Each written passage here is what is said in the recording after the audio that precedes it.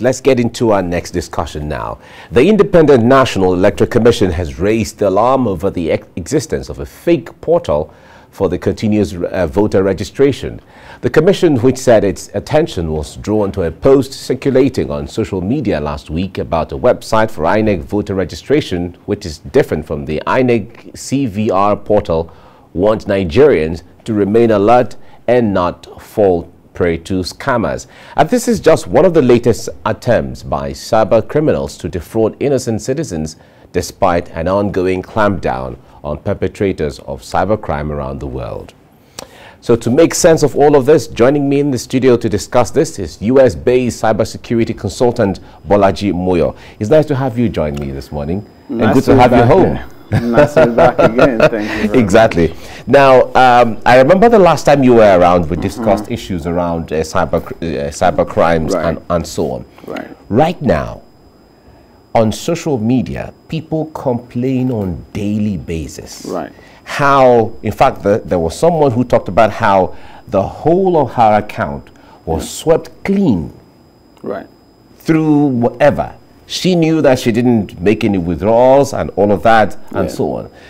Talk to us from that window. It's becoming alarming how easy it is for people to lose money. How is that? So I've been talking about this when the conversations around the cashless economy started. This was about 10 years ago. And I said that in order for the Central Bank of Nigeria to drive adoption of, the e-commerce channel, you have to protect the consumer. That is not happening. This happened to my dad about 2 years ago. Wow. And one of the things, so I used to work at Visa in England, and we have, in those days, every year we would have an item on the scorecard. It's about fraudulent transactions. So I remember one particular year, the target was 0.2%. So if the organization kept the percentage of fraudulent transactions to 0.2%, we would all get bonus. We would all get, it to impact our bonus. That was just one metric. And in order for us to do that, the organization had to put in place fraud prevention and detection controls. And this is what the regulator in Nigeria, the Central Bank of Nigeria, should be thinking about. To learn about, how to protect yourself and to avoid cyber fraud and all that, you have to visit the websites of the banks. So what I'm trying to say is the awareness is not good enough. They're not even scratching the surface. My dad would never go to the website of his bank to go find out that he's not supposed to divulge his PIN, information and all of that to other criminals. So CBN needs to work with it. They need to mandate the banks. And this is very controversial because the bankers that I've spoken to in the past will say, no, we can't do that. We cannot pay when it is, when the fraud was as a result of somebody's carelessness. And people will always abuse it. But if you want to drive adoption, because it's cheaper. It's cheaper for the banks. You can decongest the banking halls by encouraging people to use other means. All right. To let's get into, let's see it this way. Let's start from the beginning. Okay. The individual whom his account is either tampered with or who loses money, like your dad you talked about, what are some of the precautions? Where do you start becoming conscious from? Where does that begin from, the safety of your account? We hear the same thing all the time. Don't divulge your information. If somebody calls you claiming to be from your bank, don't give them your card number, your BVN. The campaign has to be stronger. Like I said, we only see it on their website. How about putting it on the electronic billboards everywhere? How about making it possible for people to see everywhere you turn to putting it in their faces, right? You go to TV, they're talking about it, and we would not get to this point until the regulator mandates the financial services provider to pay back. In the UK, in the US, that is what happens. It's an unauthorized transaction. We've gone through the process. We'll pay you your money and go pursue. Sometimes a lot of the banks would not even pursue recovery because the cost of trying to recover would outweigh, you know, they would spend more money trying to. About. Okay. And these are the organizations that have the resources to bond. In some cases, it could be that the person that lost money had been waiting for that money to be paid into their account for weeks. And then you get 20,000 naira in your account, and it's gone like that. Now, they go to the bank and they say, oh, we need to investigate. Come back in 2 weeks. If you go to the Consumer Protection Department section of the CBN website, you can now go to the CPD before going to your bank. So first you need to go and report it at your bank, and you have to give them 2 weeks to investigate. What if that money is supposed to be saving somebody's life? You know? So my recommendation, for the banks, what can the banks do in a situation like that when, say, someone had access to your PIN, and then monies were swept from your account, and you were not the one who authorized it, or you were not the one who used your ATM card or did the transaction?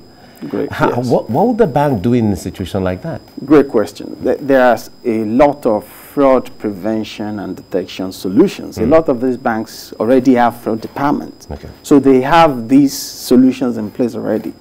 But no solution is foolproof. You know, there would always be, you know, loopholes that these criminals exploit. And to go back to the example of my dad, when this happened, I asked him what happened, and he narrated everything to me. And I saw several opportunities, you know, and I'm not going to mention the bank's name, where the bank could have stopped it. So first, my dad had never withdrawn money outside of our hometown. He had always either showed up in bank to get his money or use an ATM within the area. And he had never used any other means. I think I said that before. So they moved in excess of 140,000 naira using quick teller.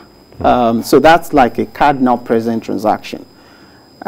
So for the banks, how much is being withdrawn?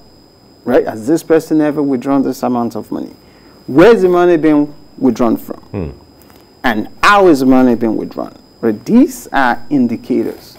And based on the, you know, the fraud solution, that's a fraud score. That could be like a fraud score of 9 out of 10, you know, and then you stop the transaction straight away.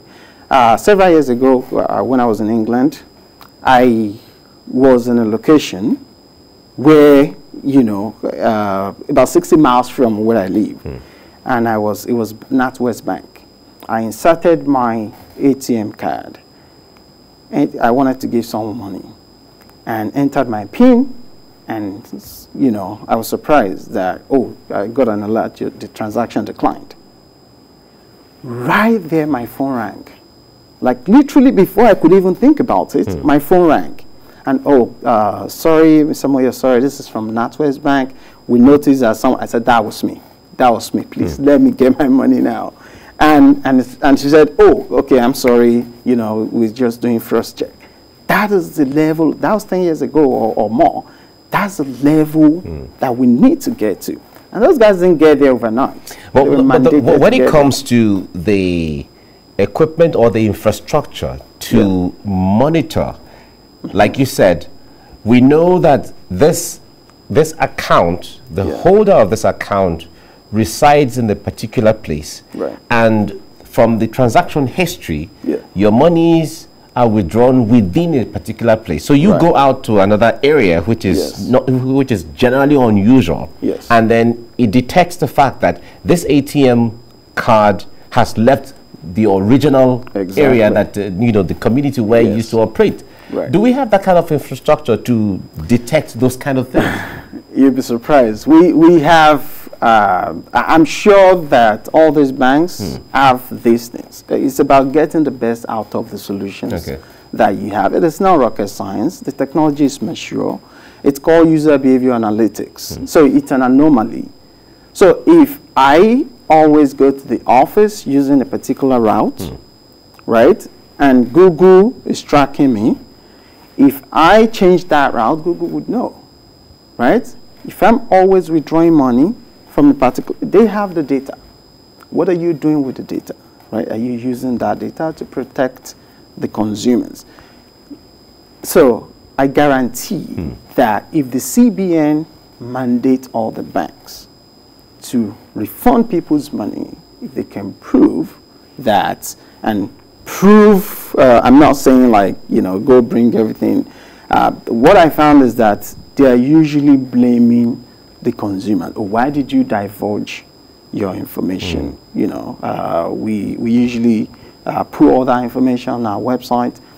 But if the CBN says, yes, educate the consumers, and by all means, you want to make sure that you put all that information where they can see it. But in some situations, the consumer will still fall for the trick, and they are going to lose their money. And by the way, these banks always see where the money went. The money is moved to. Exactly. Okay. So you see the beneficiary's account, and then there is information sharing going on between these banks. So why is it that you cannot get the beneficiary and then work with law enforcement to do proper investigation? That will cost some money. I guess that will cost some money. Yes, but these guys are reporting like billions of naira in profit. You know, it's the cost of doing business, right? You need to protect the consumer. You know, if you want to make more money, and I was thinking about this the other day, and I thought you would have noticed the disruption that is happening in the banking sector in Nigeria. You have Kuda Bank just raised a 55 or 50 million, was it $1 million, right? And a lot of these small fintech companies are now richer. You know, they're now bigger than some banks in Nigeria.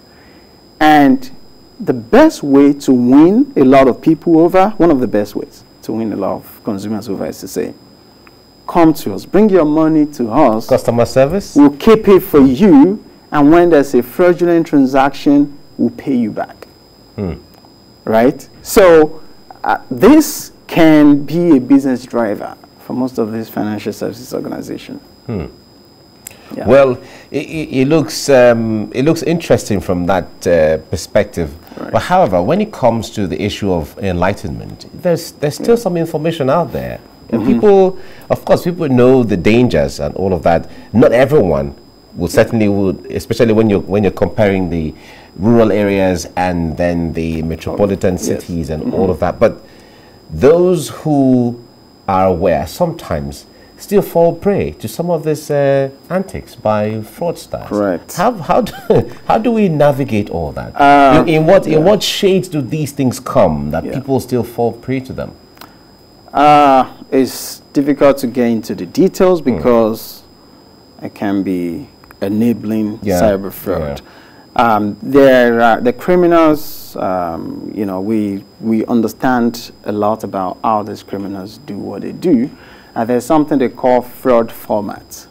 And then there was fraud Bible. Sometime last year, an individual in Nigeria was selling fraud Bible, and it was using Paystack to sell. Like if you want to buy it, you have to pay through Paystack. So when you're talking about the fraud Bible, is it like a document, like a constitution for fraud? And pretty much. Pretty much. An how-to guide. I see. How to empty somebody's account. Whoa. You know, if you know their first and last name, BVN, what you can do. And they're not so much about the local fraud. They're like the hush puppy for my businesses may compromise, because a lot of these guys are getting money. You know, they're attacking organizations abroad, getting money. But as those organizations, you know, do a lot of work to strengthen their cyber defense posture, these criminals will be coming home. You know, we've seen situations where they've gone after, you know, the betting companies, Jumia, and, you know, all this. And unfortunately, a lot of organizations being attacked are not mandated to disclose. So we don't know. We're so much in the dark. There should be a law around cyber breach disclosure, so that people understand how to protect themselves, right? But, you know, that is not happening. So do not be careless with your information. And I say that, but in this day and age, it's very difficult. It's quite challenging, because the point there is there are so many forms now that you fill online. Yes. So many. Either, you know, Google Forms, there are different kind of forms you fill online, and all your information is there, and so on. So I wonder how one is going to run away from all of those, you know, in the modern world. We have to live with it. We just have to live with it and accept that bad things will happen. Okay. Then there is a Nigerian data protection regulation, which now mandates organizations who are custodians of personal data to protect the personal data. At least that's a start. You know, people that have personal information, if an organization is asking you to provide XYZ, you should be asking them why. Okay. Really, because most of these organizations don't need all the data they are collecting. All right. We certainly will keep this conversation going, because this information is really important to everybody. People still fall prey to these things, and the rate, sometimes it goes up and it comes down, it goes up and it comes down, but the trends are on. Right. Thank you so much, Bolaji Moyo, for giving us insight into all of this. Cyber security consultant. Thank you very much. Thank you for having me. Thank you.